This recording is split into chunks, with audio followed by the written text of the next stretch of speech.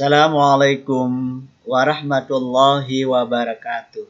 Ayuhat tullab wa talibat al-madrasah al-aliyah al-hukumiyatu ula Mataram. Kaifa halukum bihadha sabah wa arju minkum an takuna sehat wal afiyat kullayam. Siswa-siswi Madrasah Aliyah Negeri 1 Mataram yang dirahmati Allah. Pada kesempatan ini kembali kita akan belajar al-lughah al-arabiyah, yaitu yang berkaitan dengan pembagian kalimat. Sebelum kita mulai ke pelajaran inti, kita akan mencoba untuk mengevaluasi pelajaran kita yang kemarin, yang minggu lalu. Kita telah belajar yang berkaitan dengan maharatul qiraah, anit tahiyyat wa ta'rif. Artinya yaitu, apakah di antara kalian ada yang masih ingat bacaan daripada paragraf yang telah kita pelajari pada minggu yang lalu, baik itu bacaannya maupun terjemahannya ke dalam bahasa Indonesia yang benar. Syarif, apa artinya kemarin? Nama saya adalah Syarif. Ana tilmidun, saya seorang siswa. Ashabul Ashar, yaitu kelas 10, di Madrasah As-Sanawiyah Al-Islamiyah Al-Hukumiyatu ula Mataram, Madrasah Aliyah Negeri 1 Mataram. Ana min Ampenan. Syarif mengatakan saya dari Ampenan. Wanwani Syari Nusa Indah, dan alamat saya adalah Jalan Nusa Indah, Ragemo Sitah, Banjar Ampenan. Nomor 6, Banjar Ampenan. Oke. Qabla an altahiqa bihadil madrasah, sebelum kami melanjutkan ke sekolah ini, darastu fil madrasatil mutawassitah al-hukumiyah as-salasah Mataram. Saya telah belajar di madrasah atau sekolah SMP Negeri 3 Mataram. Fahimtum? Oke, itulah bacaan dan terjemahan daripada paragraf pertama yang telah kita pelajari pada minggu pekan yang lalu. Fahimtum? Oke. Untuk lebih jelasnya, Pak Guru memberikan tujuan pembelajaran agar lebih jelas dalam kalian memahami pelajaran pada pagi hari ini. Sesuai dengan tema kita pada pagi hari ini, sebagai tujuan pembelajaran kita, yaitu setelah memahami, sekali lagi setelah mempelajari pembagian kalimat, siswa diharapkan dapat memahami dan menjelaskan pembagian kalimat itu sendiri. Kemudian yang kedua, dapat menjelaskan pengertian isim. Kemudian yang selanjutnya dapat menjelaskan tanda-tanda isim beserta contoh-contohnya. Dan selanjutnya dapat menuliskan kalimat dari tanda-tanda isim yang masuk atau telah ditentukan tersebut. Fahimtum? Oke, itulah tujuan pembelajaran kalian yang harus kalian capai pada kegiatan pembelajaran kita pada pagi hari ini.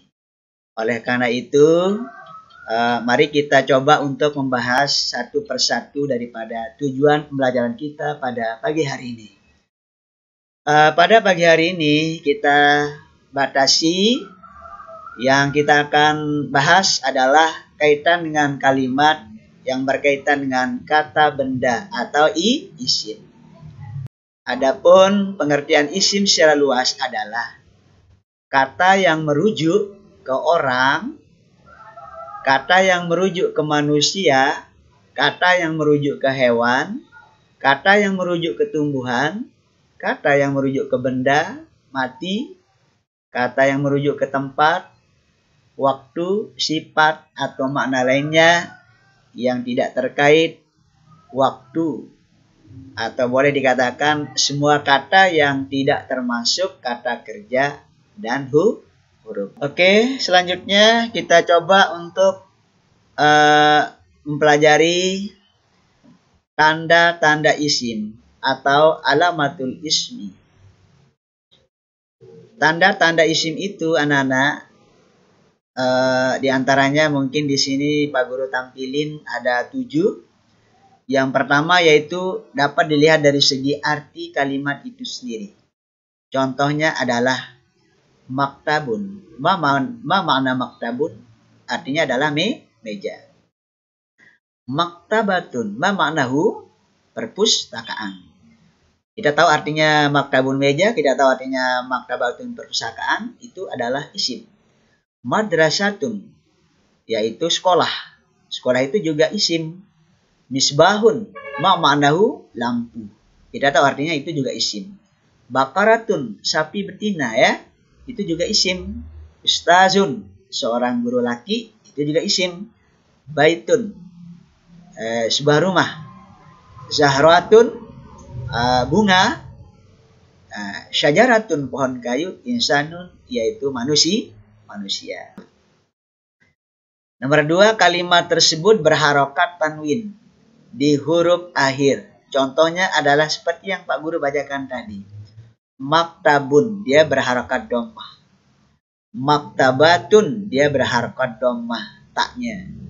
Madrasatun, dia berharokat dhammah tak marbutohnya. Misbahun, haknya berharokat dhammah. Ya.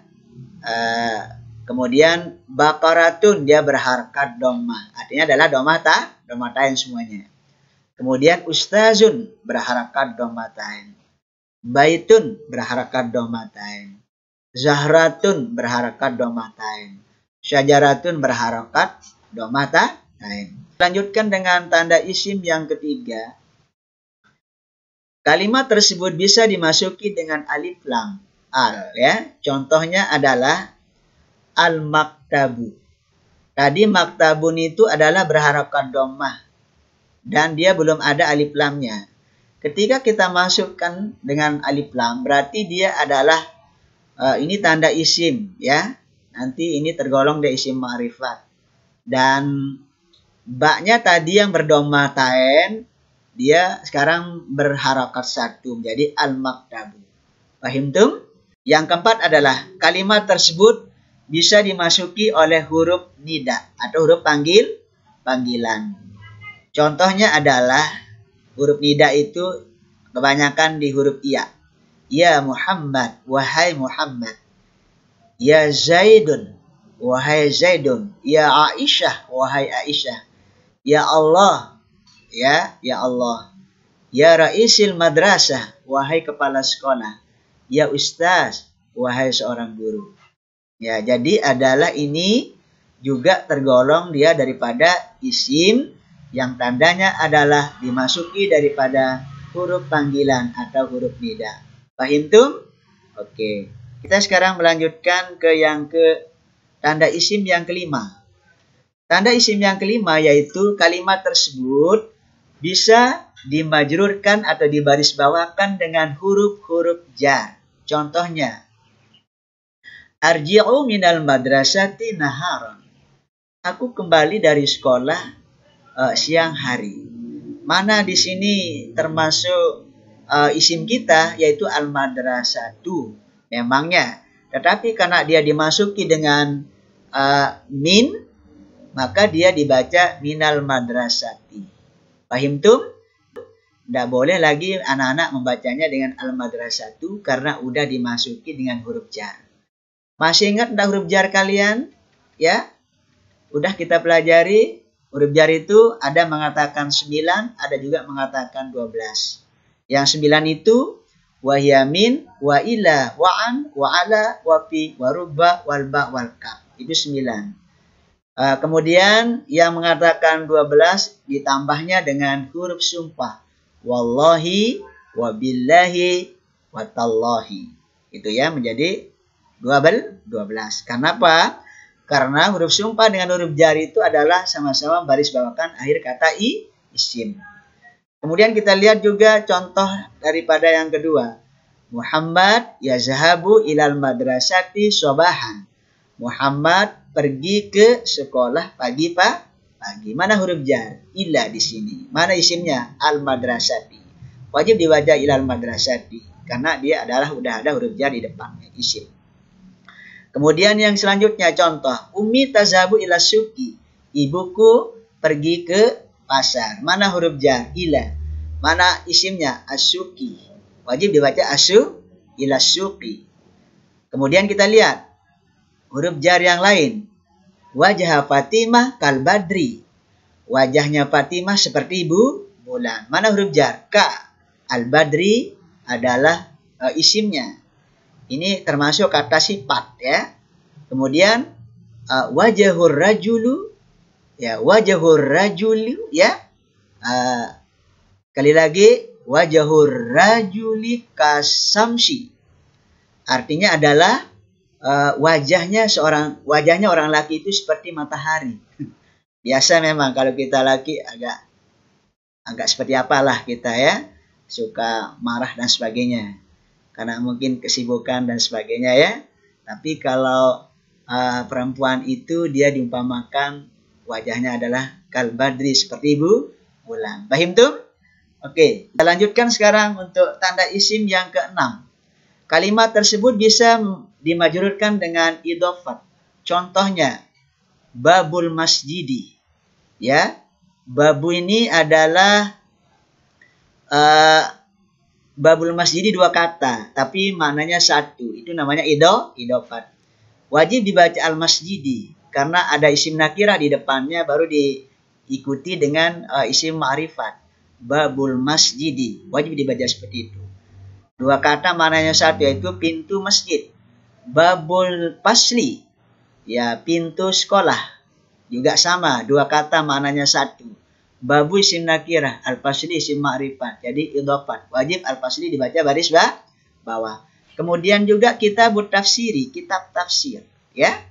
Kitabu menjadi isim nakirah, at-tafsiri jadi isim ma'rifatnya. Idhofat. Kitabul lughatil arabiyah sama. Masjidin Nabawi, Masjidil Harami. Jadi semua ini adalah contoh daripada kalimat tersebut bisa dimajrurkan dengan idhofat. Yang terakhir. Kalimat tersebut dapat dijadikan musanna yang menunjukkan atas dua dan jamak. Contoh, tolibani, dua orang siswa. Tolibuna, banyak orang siswa. Kata maknanya satu, yaitu pintu masjid. Babul pasli, ya pintu sekolah. Juga sama, dua kata maknanya satu. Babu isim nakirah, al-fasli isim ma'rifat. Jadi idhofat. Wajib al-fasli dibaca baris bawah. Kemudian juga kitabut tafsiri, kitab tafsir, ya. Kitabu menjadi isim nakirah, at-tafsiri jadi isim ma'rifatnya, idhofat. Kitabul lughatil arabiyah sama. Masjidin Nabawi, Masjidil Harami. Jadi semua ini adalah contoh daripada kalimat tersebut bisa dimajrurkan dengan idhofat. Yang terakhir, kalimat tersebut dapat dijadikan musanna yang menunjukkan atas dua dan jamak. Contoh, tolibani, dua orang siswa. Tolibuna, banyak orang siswa. Tolibatani, dua orang siswa perempuan. Tanda isim tadi adalah, boleh kita cap, kalimat itu adalah berharokat dhammah. Entah itu dhammatain ya, atau an, in, un ya, boleh-boleh saja tergantung kalimatnya. Kemudian yang kedua adalah dimasuki dengan alif lam, al. Kemudian yang ketiga juga bisa adalah dengan adanya huruf an-nida, huruf panggilan. Ya Muhammad, ya. Ya Muhammad. Ya Aisyah, ya Raisil Madrasah, ya. Paham tum? Itu. Idhofat ini adalah dua kata isim. Yang saat pertamanya adalah nakirah. Kata yang kedua adalah ma'rifat. Dan ma'rifatnya itu isim yang kedua wajib dibaca baris bawah. Contohnya adalah babul fasli, pintu kelas. Ya. Paham tuh? Oke. Terima kasih banyak atau syukran kasir. Terima kasih banyak. Ma'assalamah ya. Sampai jumpa. Sekali lagi, ma'assalam, semoga Anda selamat. Wa ilal liqa bukrah, dan sampai jumpa besok. Mari kita tutup pelajaran kita pada pagi ini dengan sama-sama membaca hamdalah. Alhamdulillahirabbil alamin. Demikian, wassalamualaikum warahmatullahi wabarakatuh. At-tahiyyat wa salam ansharu wa halal kalam زينود يحترم أب محبة